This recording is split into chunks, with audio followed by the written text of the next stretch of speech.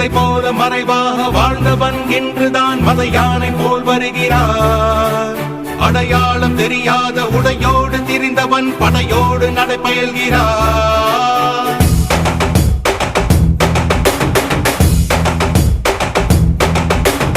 இமை பொழுதும் உறங்காத காவலன் இவன், சுமை கண்டு விரளாத சேவகன், கொள்கையில் மாறாத கோமகன் இவன், திசையெங்கும் காத்திடும் திருமகன்.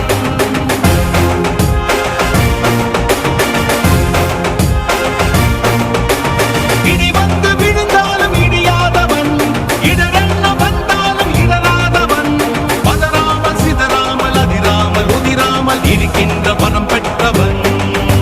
பகை என்ன வந்தாலும் பதறாதவன், பதவிகள் தடுத்தாலும் பணியாதவன், ஒற்றையாய் பல பேரை வதம் செய்தவன்.